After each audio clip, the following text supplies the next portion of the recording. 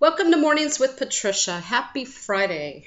Well, I was surprised to wake up to rain this morning, and um, but it was beautiful, and it's still beautiful. It's a little overcast, so I'm doing this on a Thursday afternoon, so I can get this maybe uploaded and stuff before I have class tonight, my mystery school class.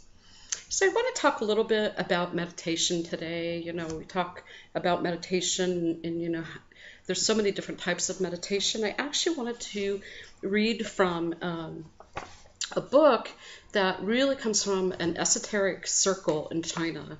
And I think the first printing of it was in the 18th century, but, before that, long time before that, it was done orally. And the So I don't think anyone really knows how old it is, but it's called The Secret. I don't know if you can see that. The Secret of the Golden Flower. The Secret of the Golden Flower. And it's translated and explained by Richard Wilhelm with a commentary by C.G. Jung, or Jung, however you'd like to say it. I'm just going to do a couple excerpts from this. From the chapter called Circulation of Light and Making Breathing Rhythmical. It says, "Children, do you not understand the nature of movement? Movement can be produced by outside means. It is only another name for mastery. One can make the heart move merely by running. Should one not also be able to bring it to rest by concentrated quietness? The great holy ones who knew how the heart and breath energy mutually influence one another have thought out an easier procedure in order to help posterity." So, there's so many different, by the way, I'm still in the fireplace room. Bruce suggested that I do it from the other angle this time instead of the fireplace so you could see some of the books, my life. So, there's so many different types of meditation. And for me personally, I think you have to find which one works best for you, which one is right for you. As you know, I do Kriya yoga taught by Sri M, and that meditation works very nicely for me. But I know it's not probably for everybody, and so there's so many paths. And so The Secret of the Golden Flower, it is very esoteric. For some people, it's very hard to read. Years ago, when I did the Center for Inner Awareness, this was one of the texts that I had selected for the last year. And, some people really liked it, and some people that was really tough. But it's well worth your read if you can just take some time to do it. And for me, it has some very interesting blend of Lao Tzu in there from the Tao Te Ching. And so I don't know if it really is from the Tao Te Ching, but some of the, like I'm going to read in just a moment, some of the poetry in there is like the Tao Te Ching. And at first it's a little hard to understand, but it brings you to center. It brings you to center. So this one's called, this is from the Book of Consciousness and Life, and this one's called Empty Infinity. Without beginning, without end, without past, without future. A halo of light surrounds the world of the law. We forget one another, quiet and pure, altogether powerful and empty. The emptiness is irradiated by the light of the heart and of heaven. The water of the sea is smooth and mirrors the moon in its surface. The clouds disappear in blue space. The mountains shine clear. Consciousness reverts to contemplation. The moon disks rest alone. And they give a picture, and again, I don't know if you can see that, but they give a picture of just the moon disk. That's really kind of Zen-like for me, and you just concentrate on the empty circle, right? But within that empty circle of our life is such a fullness, but we get so impeded by the clouds in our consciousness, the clouds of our life, that we forget to bring ourselves back to center. We can make the heart race by running, is what they're saying, but we can also make the heart, slow down by concentration. So that's what I'm talking about with you today, is to, discover within yourself that which you can bring to center, that which you can bring to a restful state, right? And no matter how chaotic it gets out here, truly the only chaos is in your mind, right? The thoughts that you choose to think from the perception, from whatever you think you're perceiving, and then the thoughts that come from that give you the state of mind. And so that's why, you can see someone just like, wow, lose it during something, and another person like, right?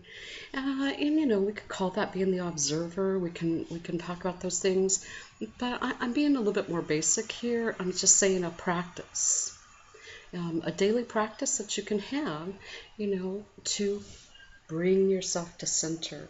And it might be helpful to think about that empty disc. And you could think about that as a beautiful full moon, right? And the light shining out from the moon, right? The reflection of the sun.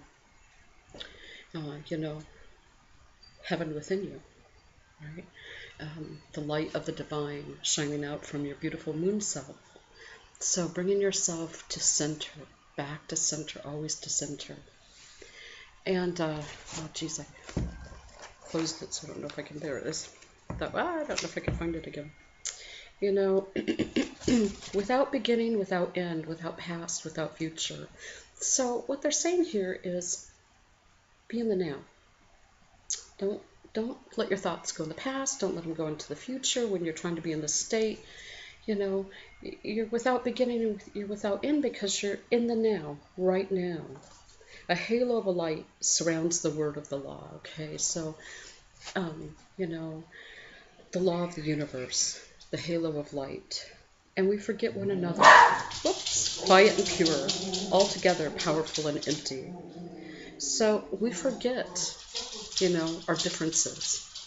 Whatever we think we're seeing, we're all one, so we forget those differences.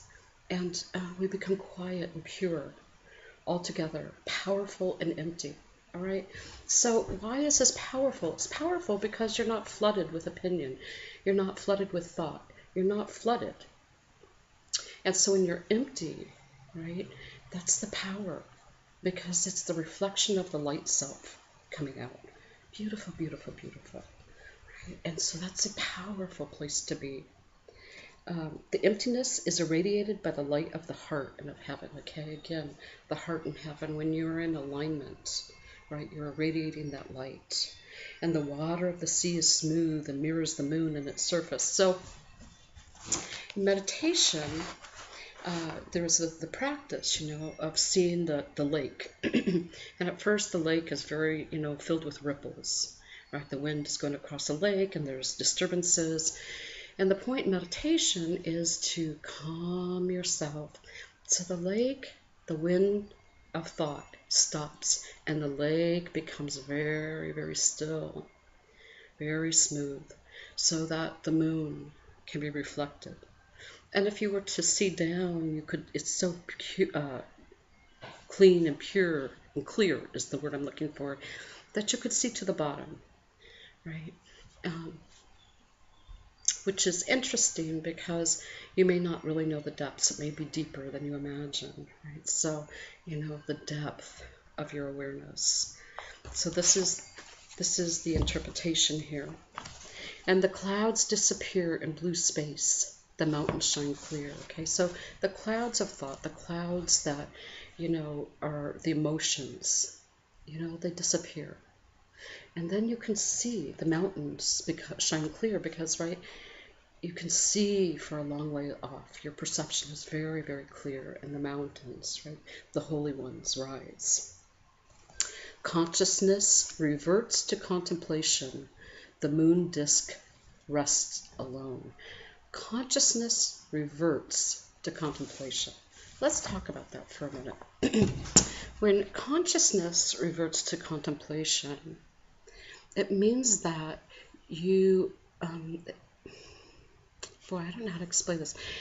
It's not that your consciousness isn't active, it's just not active in that way out here. So I've talked about this before when we're naming things over and over. Then we have names, we have ways that we think things should be, and our consciousness pours that through our history filter. Or how we think things should be, the future filter, right? And so, our consciousness is very, very busy, but it's not very clear. It's not very focused. And when you allow that to come down, and you can perceive, but you perceive without thought. I know this might sound very, very strange, but perceiving without thought means, for me, without opinion. Like, something should be a certain way. Or, look at Patricia's bookshelves. I was talking with a friend about this the other day, So you might notice my bookshelves. This is a great example, I think. You notice how, like up here, they're all different heights. Now, for some people, and maybe that is even you'd be like, what? How come they're all different heights, right? How come she just doesn't bring them? And if you were to look really close, you would see that they're not alphabetized. They're not in any particular order. They're in Patricia order of how I know. And I like the asymmetry, that they're not symmetrical. Because to me, that's the way knowledge is. So this is why my bookshelves are that way, I would say. Because I don't need things to be symmetrical. The asymmetry is interesting to me. It gives me a great visual effect. But the point is, right, if you were in consciousness, you might have a big opinion about that. Or, wow, that doesn't look right, or you might go, hey, I like that, blah, blah, blah, right? But that's consciousness. In contemplation, you would just notice. You would notice, oh, there are books. Done. There are books. And it might be very interesting to realize you don't have to have an opinion about that.